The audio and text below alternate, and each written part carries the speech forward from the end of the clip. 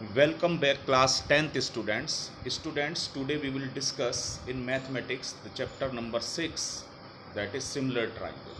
So now we will start chapter 6, that is similar triangles. Students, you know triangles very well. So triangle contains three sides and three angles. So a bounded figure contains three sides, that is known as triangle. Okay students, so now directly you can come to the types of triangle: isosceles triangle, or right angle triangle, acute angle triangle. Concerning to the sides, that is isosceles triangle, equilateral triangles, column triangles. So now in class 10 we will compare two triangles. These two triangles, as you have compare in class 9th, that is congruent triangles. So what are congruent triangles? Two triangles contain same shape and same size. It means उनकी corresponding angles भी equal हों और corresponding sides भी equal हों, तो उसको आप congruent triangle कहते थे. क्लास 9th में आप डिस्कस कर चुके हैं. Now in class 10th we will discuss about similar triangle. Question ये आता है कि आपके पास कॉन्ग्रुएंट ट्रायंगल और सिमिलर ट्रायंगल में डिफरेंस क्या है. So now we will start similar triangles.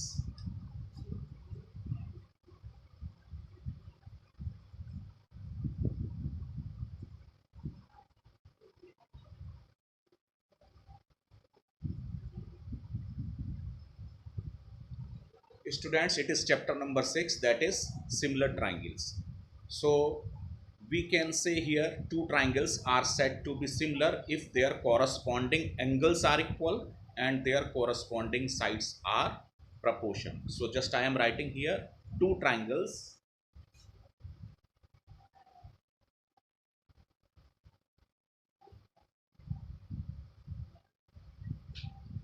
True triangles are said to be similar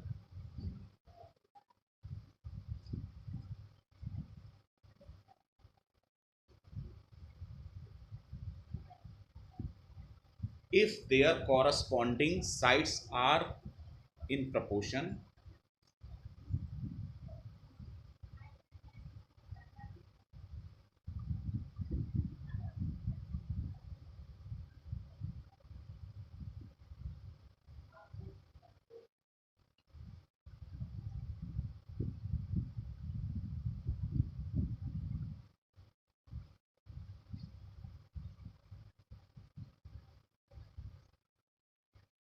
So first point is if their corresponding sides are in proportion.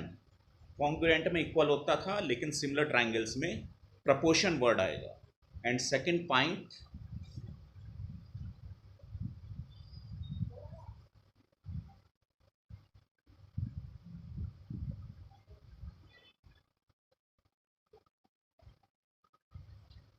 their corresponding angles are equal.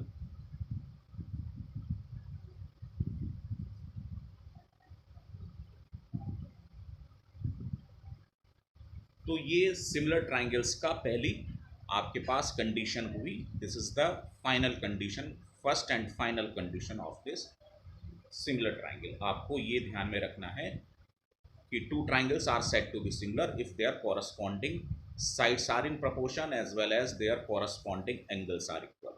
तो for example हम दो triangles यहाँ पे आपको sketch करके मैं आपको बताता हूँ.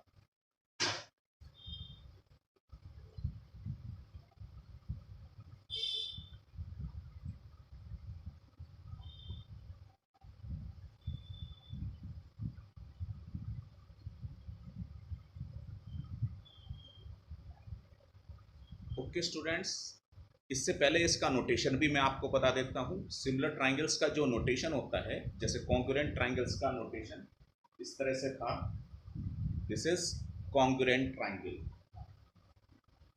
कॉन्ग्रुएंट टू, इसको कॉन्ग्रुएंट टू बोलते हैं. इसी तरह से जो नोटेशन है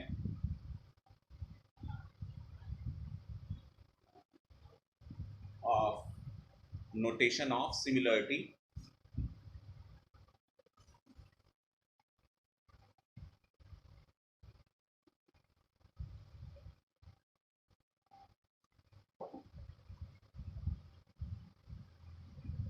इस तरह का साइन जो आएगा वो सिमिलर कहलाएगा, it is similar to.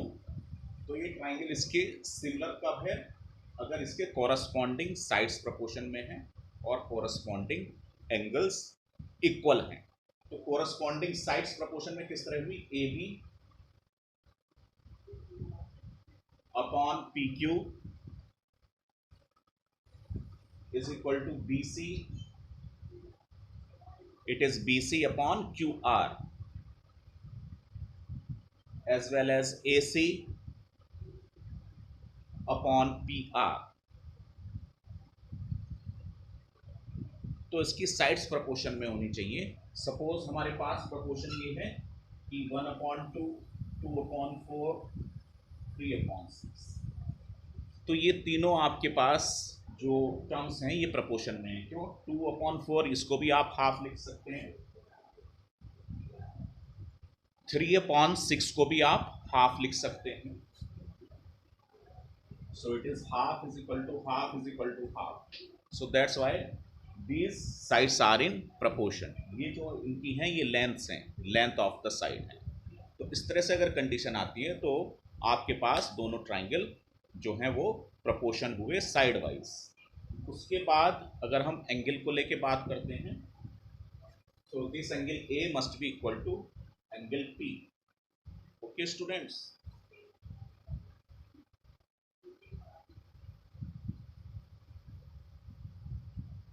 It means angle A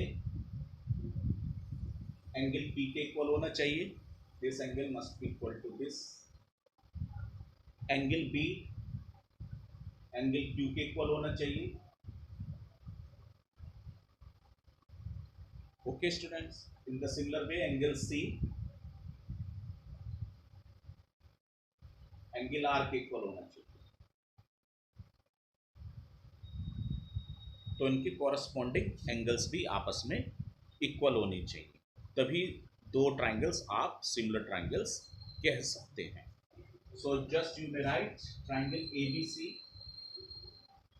this is triangle ABC similar to, ये सिमिलर टू का साइन है, दैट इज ट्राइंगल PQR, जो ट्राइंगल PQR के सिमिलर है। So two triangles are said to be similar. आप ये भी कह सकते हैं अगर उनका शेप तो सेम हो लेकिन साइज डिफरेंट हो, सेम शेप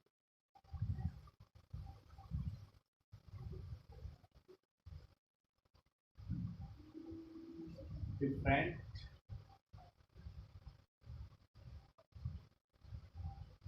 साइज। यहाँ पे आप देख रहे हैं कि इनका शेप तो सेम है, ये भी ट्राइंगल की शेप में है, ये भी ट्राइंगल की शेप में है, लेकिन इसका साइज डिफरेंट है, ये छोटे साइज का है, ये बड़े साइज का है।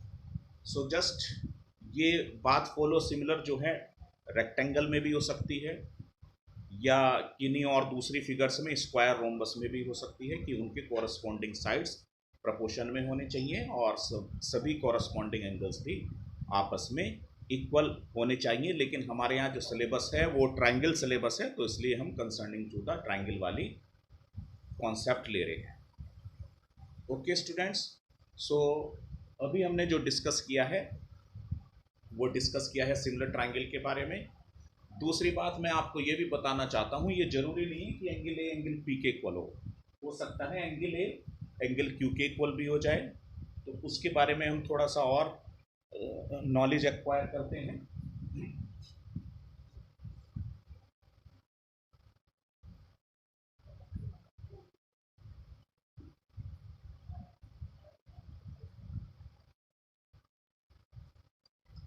Suppose this is triangle ABC and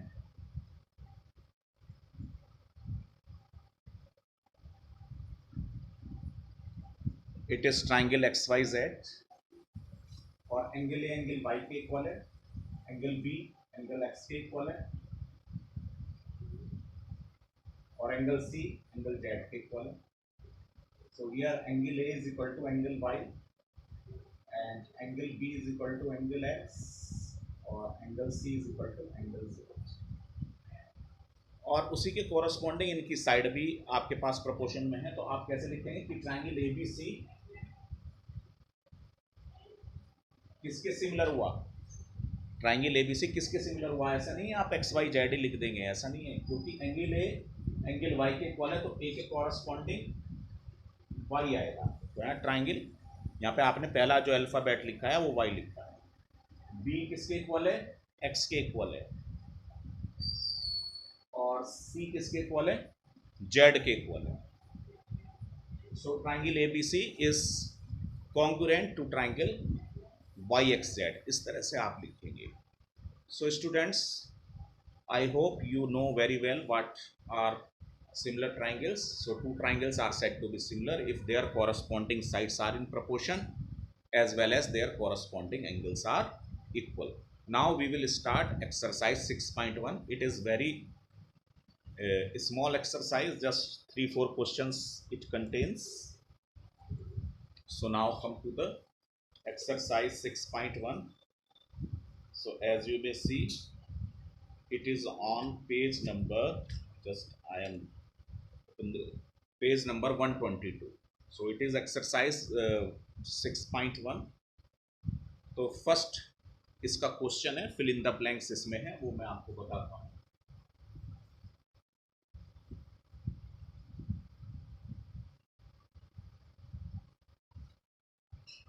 it is exercise 6.1, first question. वो कह रहे हैं ऑल सर्किल्स आर कॉन्ग्रुएंट और सिमिलर। तो कॉन्ग्रुएंट तो आप उसको कहते हैं इक्वली रेडियस होनी चाहिए, तो ऑल सर्किल्स आर सिमिलर, क्योंकि सबका शेप तो सेम ही होता है, गोल ही होता है, लेकिन उनका डिफरेंट रेडियस होता है। तो पहले के उसमें आएगा ऑल सर्किल्स आर सिमिलर, तो यहाँ पे आप यूज करेंगे word similar.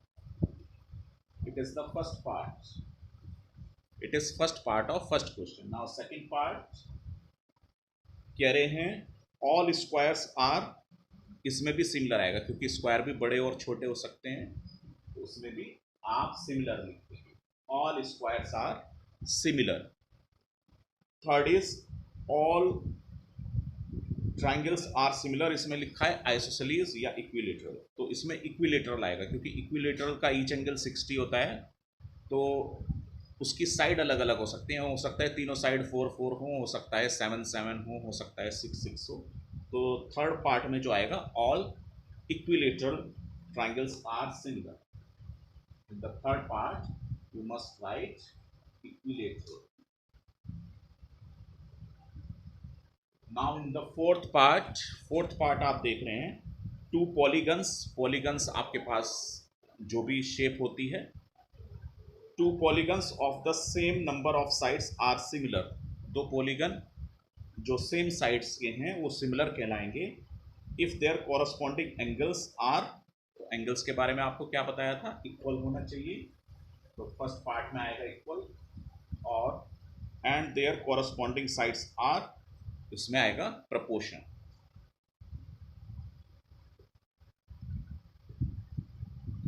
So it is question number first, fill in the blanks इसमें हमने लिखे हैं।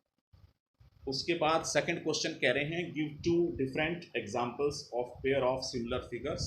तो सिमिलर फिगर्स के आप एग्जांपल दे सकते हैं, जैसे आपने इक्विलेटरल ट्राइंगल का दिया है या स्क्वायर का दिया है, तो इस तरह से आप एग्जांपल अपने आप वेरीफाई कर सकते हैं।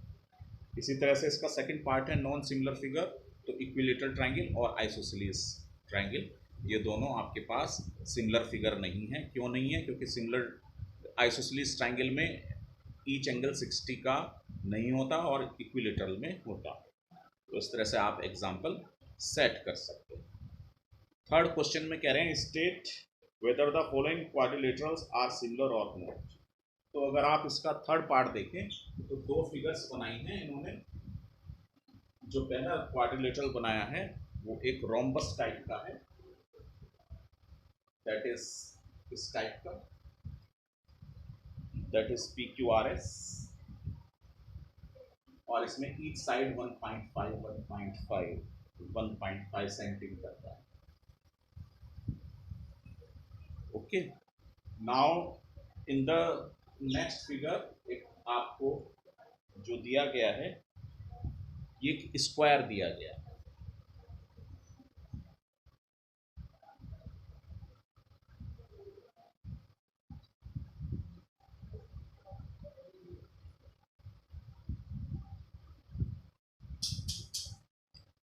तो आप देख रहे हैं कि ये जो दोनों आपको शेप दी गई हैं, जो आपके पास ये वाली शेप है, ये एक रोम्बस है क्योंकि इसका ईच एंगल 90 डिग्री नहीं है, थोड़ा सा ये स्लोप लिया हुआ है।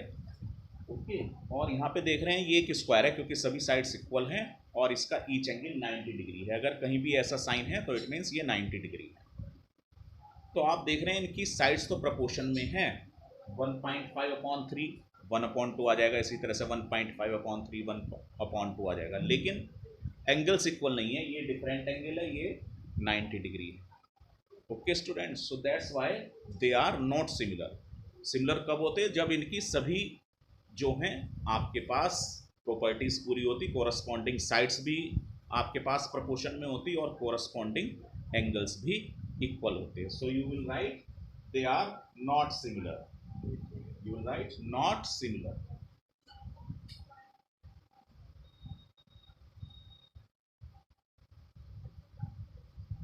So okay students, so in the next video we will start exercise 6.2, which is based on very important theorem, that is basic proportionality theorem, that is known as Thales theorem. Okay students.